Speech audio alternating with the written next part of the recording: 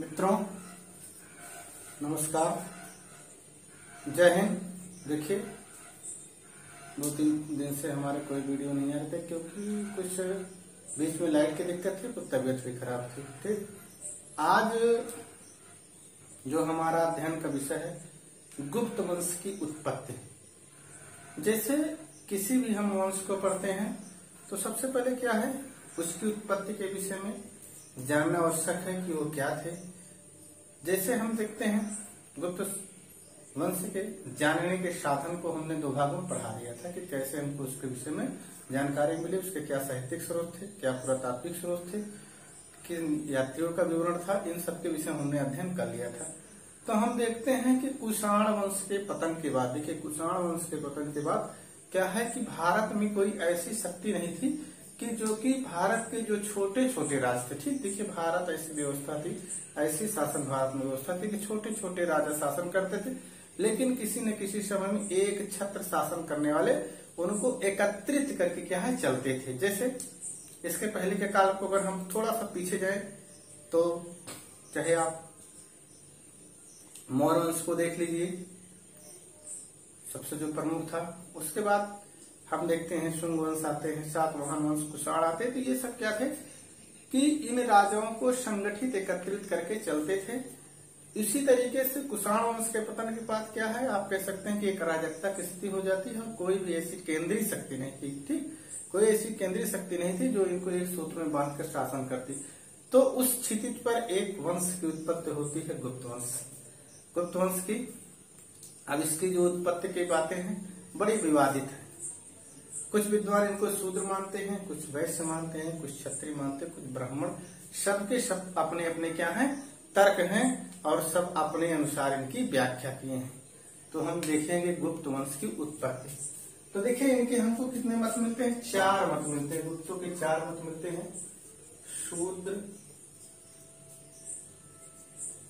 उत्पत्ति का सिद्धांत, ठीक। दूसरा मत वैश्य उत्पत्ति का सिद्धांत, वैश्य उत्पत्ति का सिद्धांत। क्षत्रिय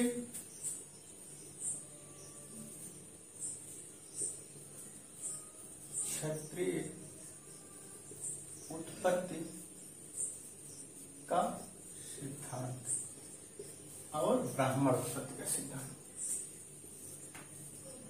ब्राह्मण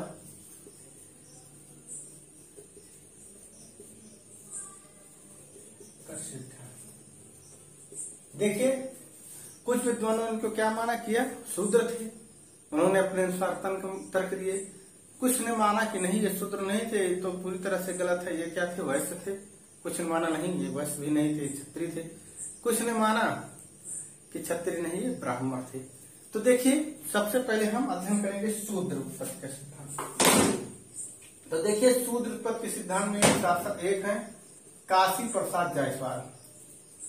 काशी प्रसाद जायसवाल इतिहासकार है। इन्होंने तर्क दिया कि ये क्या थे, जो गुप्त थे शूद्र थे। इनका तर्क क्या था कि गुप्तों ने अपने नाम में अपनी जाति का उल्लेख, जो इनके अभी तक हमको लेख मिले हैं, मुद्राएं मिले, कहीं पर इन्होंने अपनी जाति का उल्लेख नहीं किया। अगर ये उच्च वर्ण के होते तो अपनी जाति के गर्व के आवेश में या अपनी जाति को उच्च बताने के उसमें ये क्या करते, अपने जात का उल्लेख जरूर करते थे। इन्होंने एक कौमुदी महोत्सव जो है नाटक है, जिसकी रचयिता एक वज्जिका है जो कि एक कवयित्री हैं, उनके इसी नाटक का उदाहरण दिया। इन्होंने बताया कि देखिए एक शासक थे मगध के। देखिए जो यहाँ हम देखते हैं कि जितनी शासन व्यवस्थाएं थी उसका जो मेन केंद्र बिंदु था मगध ही था, जिसकी राजधानी पाटलिपुत्र। एक शासक है मगध के सुंदर वर्मा। उनको क्या है, कोई भी पुत्र या पुत्री, कोई उनको संतान नहीं थी। इनका क्या उदाहरण है कि कहां से हमको मिला है, कौमुदी महोत्सव से। उनको कोई संतान नहीं है और संतान न होने की स्थिति में क्या है, चंद्रसेन नामक एक व्यक्ति को गोद ले लेते हैं। क्या करते हैं, चंद्रसेन नामक एक व्यक्ति को गोद ले लेते हैं। और वही चंद्रसेन क्या है, वही चंद्रसेन उनकी मृत्यु का कारण बनता है। अभी हम आपको बताएंगे वही चंद्रसेन क्या है, सुंदर वर्मा की मृत्यु का कारण क्यों बनता है। क्योंकि जब यह चंद्रसेन को गोद तो ले लेते हैं, उसके बाद सुंदर वर्मा को एक पुत्र की प्राप्ति होती है जिसका नाम है कल्याण वर्मा।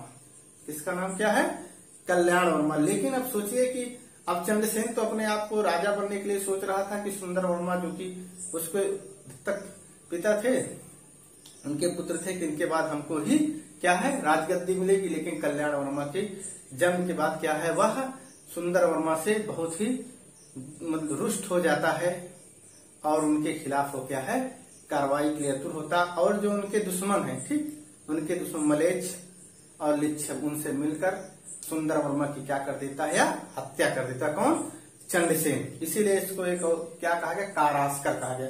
इसको कारास्कर भी कहा गया क्योंकि इसने क्या किया कि सुंदर वर्मा की हत्या की। लेकिन सुंदर वर्मा के भी अपने कुछ विश्वास पात्र मंत्री थे, कुछ सैनिक थे। उन्होंने क्या किया, कल्याण वर्मा को सुरक्षित स्थान, पंपासर एक स्थान था, क्या था, पंपासर था, वहां उनको वह पहुंचा देते हैं और समय का इंतजार करते हैं कि कब हम इसको चंद्रसेन को मारेंगे। जब स्थिति सही हो जाती है तो विद्रोह करके चंद्रसेन को मार देते हैं। अब जो काशी प्रसाद जायसवाल हैं, इस चंद्रसेन के को ही वो क्या है, चंद्रगुप्त प्रथम को मानते हैं। कहते हैं कि ही चंद्रगुप्त प्रथम ही चंद्रसेन था। तो देखिए, समझते हैं, देखिए, तो जो काशी प्रसाद जायसवाल है किससे, कौमुदी महोत्सव, कौमुदी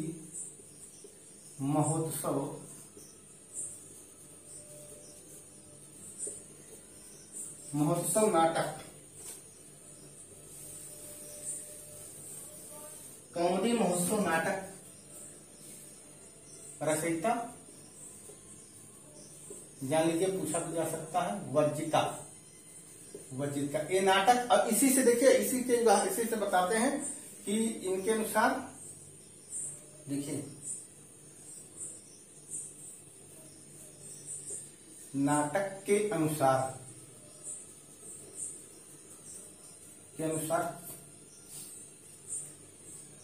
सुंदर वर्मा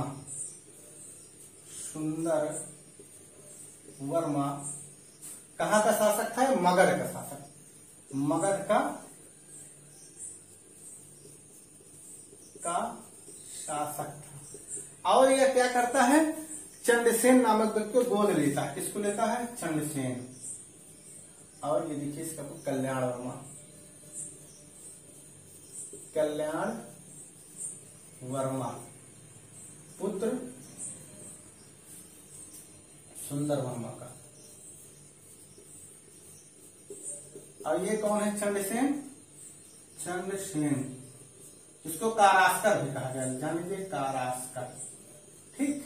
यह कौन गोद लेता है, सुंदर वर्मा, दत्तक पुत्र आप कह सकते हैं, दत्तक पुत्र। देखिए अब क्या स्थिति बनती है, हमने बताया था कथानक किसके अनुसार, इसी जो कौमुदी महोत्सव नाटक है, इसके रचयिता जो वर्जिका जी हैं, एक कवयित्री हैं, इसको जान लीजिए।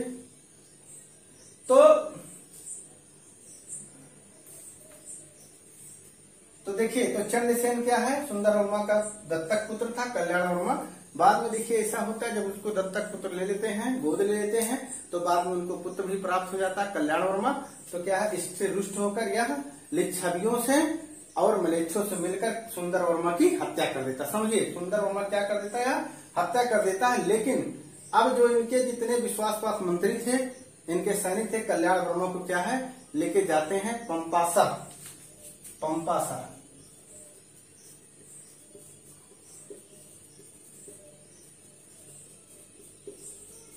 कल्याण वर्मा को पहुंचा देते हैं,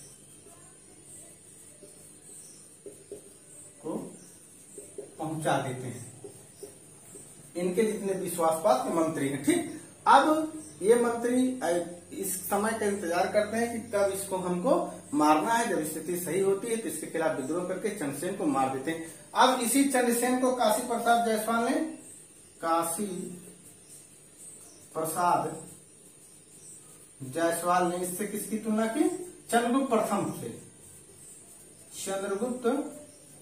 प्रथम से इसको माना कि यही चंद्रगुप्त प्रथम जो था वह चंडसेन था। और दूसरा देखिए और मत है, ये तो हो गए। उसके बाद एक शासक हुए चंद्रगुप्त द्वितीय विक्रमादित्य, उनकी एक पुत्री थी प्रभावती गुप्ता। प्रभावती गुप्ता, प्रभावती गुप्ता का पूना ताम्रपत्र, पूना ताम्रपत्र। इसमें क्या उन्होंने बताया, देखिए अब पूना ताम्रपत्र में हमको इसकी जो इसका गोत्र मिलता है, ठीक, गोत्र मिलता है धारण गोत्र, धारण गोत्र। अब ये जो धारण गोत्र है यह प्रभावती गुप्ता के पिता का गोत्र, किसका गोत्र है, प्रभावती गुप्ता के पिता का गोत्र है, क्योंकि इसके पति वाकाटक नरेश रुद्र सिंह द्वितीय या रुद्रसेन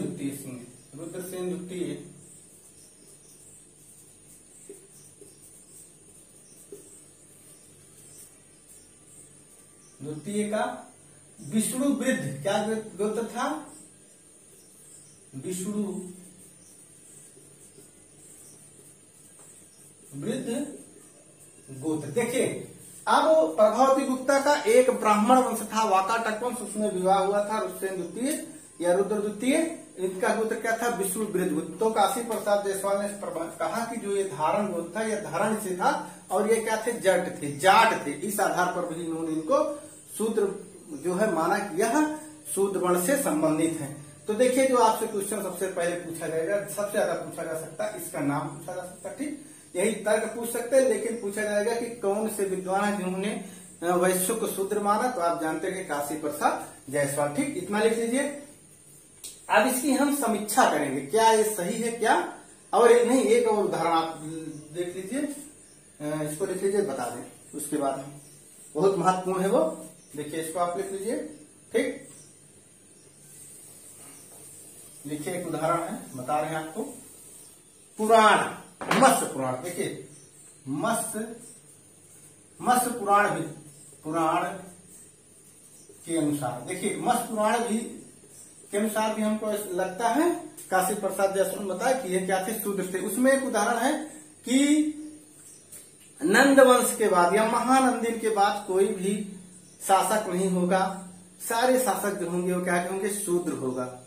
जितने भी शासक होंगे नंद वंश के बाद वह शूद्र होंगे। कहां से हमको जानकारी मिली, मत्स्य पुराण से हमको जानकारी मिली कि जितने भी महानंदिन के बाद या नंद वंश के बाद जितने भी शासक होंगे वह किस योनि के होंगे, शूद्र योनि के होंगे। मत्स्य पुराण से हमको इसकी जानकारी मिली, ठीक, समझ में आ गया।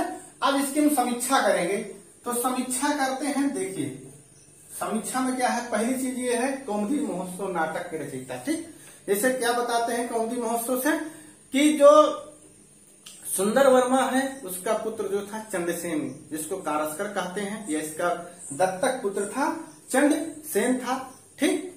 इसको कल्याण वर्मा जो इसके वास्तविक पुत्र थे, जो इनके द्वारा उत्पन्न हुए थे, बाद में पैदा होते हैं, उन क्या करते हैं, इसकी हत्या कर देते हैं, चंडसेन की तो हत्या कर देते हैं। और इसी को क्या है, काशी प्रसाद जायसवाल जी ने क्या माना कि यही चंद्रगुप्त प्रथम जो था यही जो है या चंडसेन है। तो अगर हम इसको चंद्रगुप्त प्रथम को चंडसेन मान ले तो हम देखते हैं कि यहीं से तो इसका वंश ही समाप्त हो जाएगा, गुप्त वंश आप ध्यान दीजिए, गुप्त वंश क्या समाप्त। लेकिन हम देखते हैं चंद्रगुप्त के बाद समुद्रगुप्त, चंद्रगुप्त द्वितीय विक्रमादित्य, कुमारगुप्त, स्कंदगुप्त, यानी कि एक लंबी श्रृंखला है गुप्त वंश की।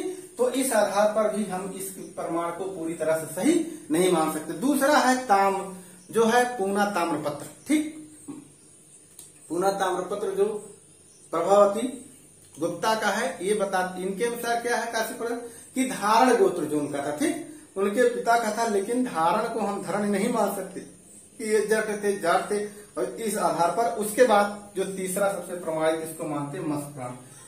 मत्स्य पुराण कहता है कि महानंदिन के बाद या नंद वंश के बाद कोई भी वंश नहीं ऐसा होगा कि जो कि उच्च वर्ण का होगा, सभी लोग क्या होंगे, शूद्र योनि के। लेकिन उसके बाद हम देखते हैं मौर्य वंश, शुंग वंश, कर्ण वंश, सातवाहन वंश, यानी कि मौर्य वंश क्षत्रिय माने गए, शुंग, कर्ण, सातवाहन सब ब्राह्मण, तो इसका मतलब है कि उसके बाद भी हमको क्या है, शूद्रों के अलावा भी शासक मिलते हैं। तो इस आधार पर भी इसको हम नहीं मान सकते कि इनका तथ्य सही है। ठीक, समझ में। अब इसके बाद दूसरा है जो पॉइंट, वह है वैश्य उत्पत्ति का सिद्धांत। ठीक, देखिए वैश्य उत्पत्ति के सिद्धांत में एलन एस आयंगर, अनंत सदाशिव अल्टेकर, एलन महोदय, एस आयंगर महोदय, अनंत सदाशिव अल्टेकर महोदय और रोमिला थापर रामशरण शर्मा। देखिए एलन कौन कौन मानते हैं कि वैश्य हैं ये? एलन, एस आयंगर,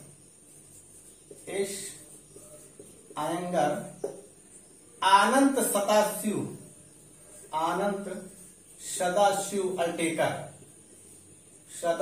अल्टेकर, रोमिला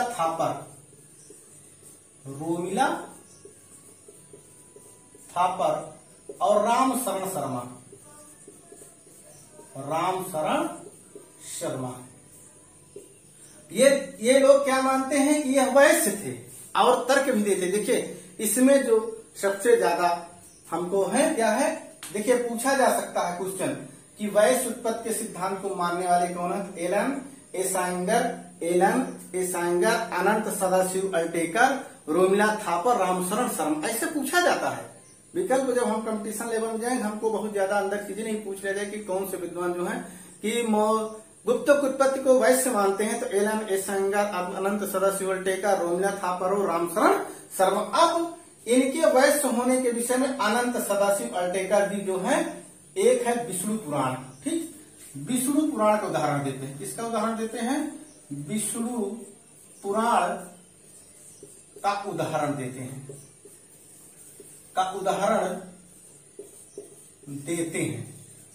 अब ये तर्क क्या देते हैं? देखिए विष्णु पुराण के एक श्लोक में हमको विष्णु पुराण के एक श्लोक से यह जानकारी मिलती है कि विष्णु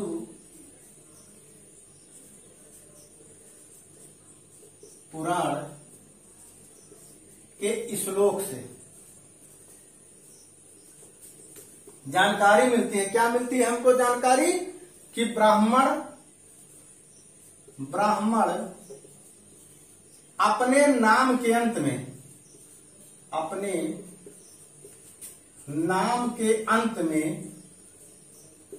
में शर्मा, क्षत्रिय वर्मा,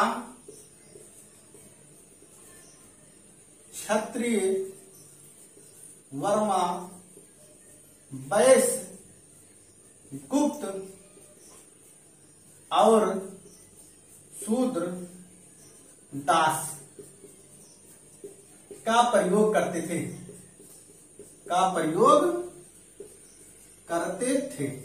ठीक, देखिए तो विष्णु पुराण का एक श्लोक मिलता है जिसमें कहा गया ब्राह्मण अपने नाम के अंत में शर्मा, क्षत्रिय वर्मा, वैश्य गुप्त और शूद्र दास का। तो इन्होंने अल्टेकर महोदय हैं, अनंत सदाशिव अल्टेकर महोदय, ये क्या है? ये कहते हैं कि ये गुप्त जो है ये क्या है? वैश्य है। क्या है? गुप्त वैश्य है और इनको वैसे ही मानते, क्योंकि हम देखते हैं कि आगे चल के देखिए ऐसी कोई व्यवस्था नहीं थी कि जो हमारे वर्ण थे वह उनके व्यवसायों के आधार पर थे। हम ये नहीं कह सकते जिसका जो व्यवसाय था कि ब्राह्मण का आगे चल के ब्राह्मण का कार्य ब्राह्मणत्व का था तो वो ब्राह्मण के लिए हमको कई उदाहरण मिलते। जैसे हमको मिर्च कटका, एक ग्रंथ सूत्र रखे मिर्च कटका, उसमें चारुदत्त एक ब्राह्मण है।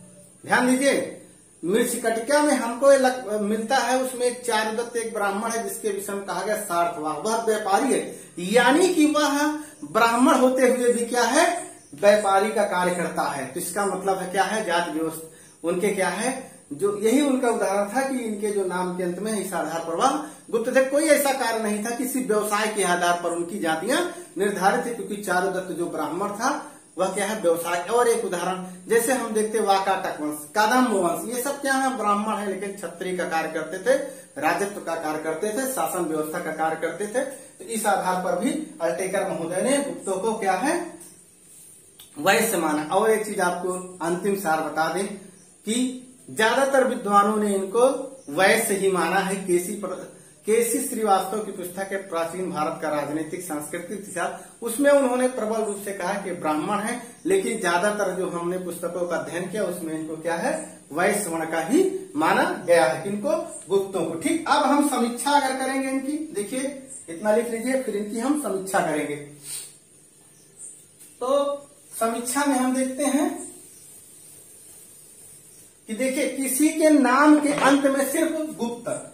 ठीक, देखिए आलोचनात्मक समीक्षा जब हम सबका देखिए, पहले तो जो लोग मान रहे हैं कि ये गुप्त हैं, ये वैश्य हैं, लेकिन उनकी समीक्षा करते हैं कि किसी के नाम के अंत में सिर्फ गुप्त जुड़े होने से इनको वैश्य नहीं मान सकते। जैसे हमारे पास उदाहरण है विष्णुगुप्त, चाणक्य का एक नाम क्या था, विष्णुगुप्त। अगर इस आधार पर हम मान ले कि यह वो भी वैश्य थे सिर्फ गुप्त जुड़े होने से। और एक चीज जान लीजिए कि जो इनके यहाँ दूसरे शासक, पहले क्या है श्रीगुप्त, पहले शासक गुप्तों से कौन मिलते हैं, श्रीगुप्त, लेकिन दूसरे शासक मिलते हैं घटोत्कच।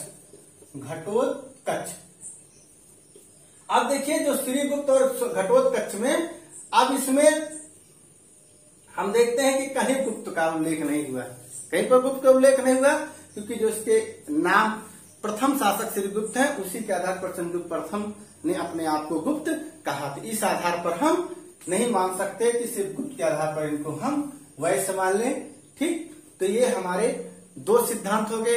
तीसरा हमारा है क्षत्रिय उत्पत्ति का सिद्धांत।